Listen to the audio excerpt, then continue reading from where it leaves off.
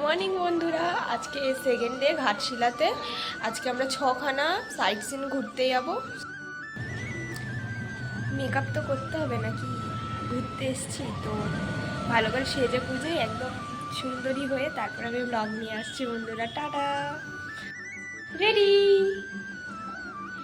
এবারে ঘুরতে যাওয়া যাক, তার সাথে আপনারাও দেখতে থাকুন আমার ব্লগ। এসছি আমরা এখন নদীর সামনে। এই নদীটাই সুবর্ণরেখা নদী। এবারে নদীটা আপনাদের দেখাচ্ছি আমি। নদীটার শুধু ভিউ দেখো বন্ধুরা, এত সুন্দর লাগছে দূর দিয়ে, দারুণ দারুণ সুন্দর। মানে এটা ফটো তোলার জন্য একদম পারফেক্ট জায়গা।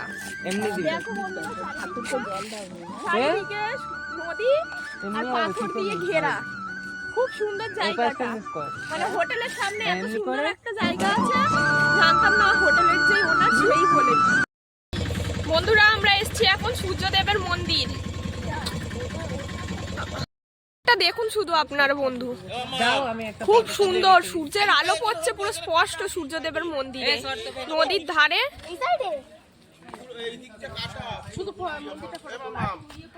নির্জন জঙ্গলের ভিতরে এই নিস্তব্ধ সুন্দর প্রকৃতির মাঝে এই মন্দিরটা আলাদাই একটা শান্তিপূর্ণ জায়গা। আসলে মাইন্ড পুরো ফ্রেশ হয়ে যাবে। বন্ধুরা এটা হচ্ছে সূর্যদেবের মন্দির, এটা হচ্ছে সূর্যদেব। তোমরা আসলে ঘাটশিলাতে অবশ্যই এই মন্দিরটাতে একবার ঘুরে যাও, খুব সুন্দর জায়গা। বিভূতিভূষণ বন্দ্যোপাধ্যায়ের বাড়ি। তো বিভূতিভূষণ এখানে এই পাহাড়ে বসেই পথের পাঁচালী, তারপরে হচ্ছে চাঁদের পাহাড়, এই বিখ্যাত বিখ্যাত গল্পগুলি লিখেছিলেন। তো এইখানের যে আশেপাশের ভিউটা আছে ওটাও খুব সুন্দর, দেখার মতো পুরো। তো আমি ঘুরে ঘুরে আপনাদের দেখাচ্ছি। আমাদের অটোটা একটা জায়গায় দাঁড় করিয়েছে আইসক্রিম কেনার জন্য। তো ওই জায়গাটা এতটা সুন্দর, মানে আমি ধারণা করতে পারিনি যে এতটাও সুন্দর হতে পারবে। একটা দিকে ঝিল, ওর উল্টো দিকে পাহাড়, ঝিলের পরে। আর আমাদের টোটোর মানে ঝিলটার পুরো অপোজিট সাইডে মাঝখান দিয়ে রাস্তা, টোটোর এই পাশটা হচ্ছে পাহাড়, পুরো অরণ্যই মোড়া। দারুণ সিন, দারুণ। মানে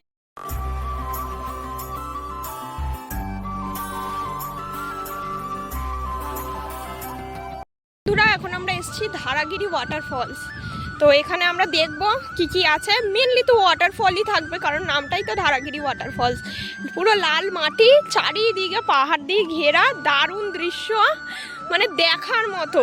মানে আপনারা যদি চান যে কম দিনের মধ্যে কম টাকাতে ঘুরে যেতে কলকাতার আশেপাশে, ঘাটশিলা বেস্ট জায়গা। আমার খুব ভালো লেগেছে এখানে, খুব এত সুন্দর জায়গা, এত সুন্দর জায়গা, দারুণ দারুণ। বন্ধুরা দেখো, এই যে জায়গাটা হচ্ছে ধারাগিরি ওয়াটারফল, চারিদিকে পাহাড় দিয়ে ঘেরা। তো আসো বন্ধুরা, আরো ডিটেলস আমি দেখাই তোমাদের। দেখো বন্ধুরা, ছোট ছোট ছাগল ছানা, গাছ, প্রজাপতি উঠছে, দারুণ। এক একটা ছোট ছোট প্রকৃতির উপাদান দিয়েই এত বড়, এত সুন্দর একটা প্রাকৃতিক সৌন্দর্য ফুটে উঠেছে। আমাদের চলে এসছে ধারাগিরি ওয়াটারফল। এবার আমি আপনাদের দেখাচ্ছি যে ধারাগিরি ওয়াটারফলের যেই জায়গাটা ওটা ঠিক কতটা সুন্দর।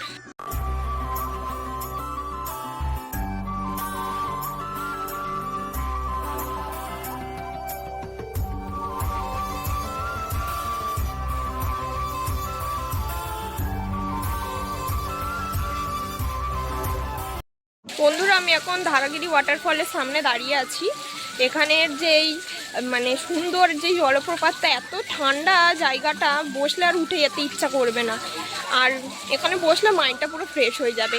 এই যে জায়গাটা দেখছেন, এখান দিয়েই এখানের যেই যারা থাকে, তো ওখান দিয়ে জল নিয়ে যায় খাবার জন্য। বললেই জলপ্রপাতের জল নাকি খাওয়া যায়, ওখানে সঞ্চয় হয় কিছুটা জল। তো একটা কাকিমা নিচ্ছিল জল ওখান দিয়ে, আমি চাইলাম কিছুটা জল, এক বোতল খালি ছিল, এক বোতল ভরে নিলাম, খেলাম।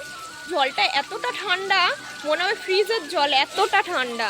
তারপরে মানে এত সুন্দর দৃশ্যর সাথে খেলাম। এদিকে আমাদের খাবার জায়গাটা, হোটেলটা আর খোলা জায়গাটায় উল্টো দিকে পাহাড় আর ঝিল, দারুণ জায়গাটা। আমি দেখাতে পারলাম না, আমার অনেক জোরে খিদা পেয়েছিল, আগে আমি খেয়ে নিয়েছি, ওই জন্য আমি দেখাতে পারিনি।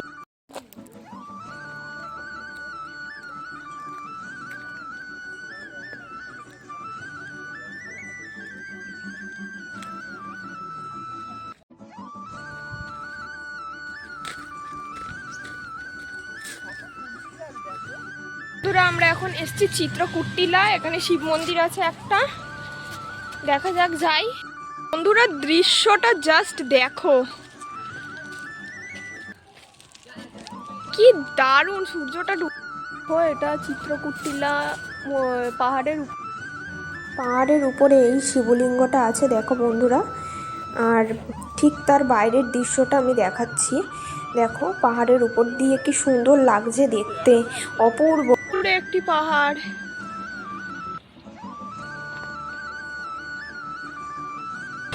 বন্ধুরা আমি এখন একটা মন্দিরে এসেছি, এটা রুমকিনী দেবীর মন্দির, আমাদের হোটেল দিয়ে সামনেই ছিল।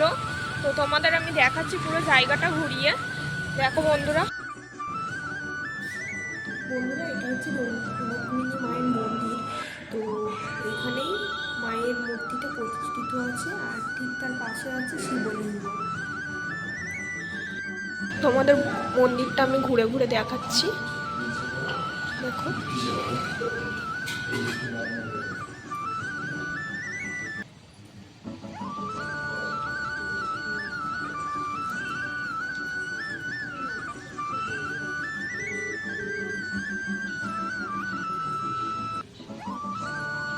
সেই আছে রাধাকৃষ্ণ মন্দির। এটা গোপালের মূর্তি, আর ঠিক তার উপরেই রয়েছে আমাদের রাধা মাধব ভগবানের মূর্তি। দেখো বন্ধুরা কত সুন্দর রাধা মাধবের মূর্তি। সন্ধ্যেবেলা বেরোলাম একটুখানি স্ন্যাক্স খেতে, তো এখানে ফুচকা আছে একটা দোকান, অমরজিৎ চাট। কালকে বেরিয়েছিলাম এখানে যে অমরজিৎ চাট যে কাকাটার দোকান, এত দারুণ ফুচকা মাখে, এত দারুণ ফুচকা মাখে, ঘাটশিলার বেস্ট ফুচকা আমি বলবো। মানে এখানে ফুচকা মাখার প্রসেসটাই আলাদা, কলকাতার ফুচকার মতো না। ঘুগনি দিয়ে, আলু দিয়ে, পেঁয়াজ, তারপরে হচ্ছে ধনেপাতা, দারুণ। এটা টক ফুচকা আর মিষ্টি ফুচকা। মিষ্টি ফুচকার আবার আলাদা আলাদা সস আছে, চাটনি আছে, দই আছে। যদি ঘাটশিলাতে আসো কাকার কাছে একদম আসবে ফুচকাটা খেতে, নাহলে মিস করে যাবে। নতুন যে রুমকিনী দেবীর মন্দিরটা আছে ওখান দিয়ে সোজা স্ট্রেট আসলেই কাকার দোকান, বেস্ট ফুচকা। কটা অবধি বসো? 8:30 অবধি বসে। এই হলো মিষ্টি ফুচকা, এর আগে আমরা টক ফুচকা খেয়ে নিয়েছি, এটা 20 টাকার ফুচকা। বন্ধুরা আজকের ঘোরার পর্বটা শেষ হলো, দ্বিতীয় দিন ছিল এখানে। তো কালকে আমরা বাড়ি চলে যাব। যা যা দেখলাম, যা যা অভিজ্ঞতা হলো সব কিছুই আপনাদের সাথে আমি শেয়ার করে নিয়েছি। তো কালকে দেখে তারপরে আমরা দুপুরের দিকে বাড়ি চলে যাব। যদি আমার ব্লগটা ভালো লাগে, আমি তো ফার্স্ট টাইম ব্লগ করছি, আমি আগে করিনি, তো আপনারা নিশ্চয়ই কমেন্ট করে জানাবেন, আর লাইক শেয়ার করে দেবেন, আমার পেজটাকে ফলো করে দেবেন বন্ধুরা। Thank you.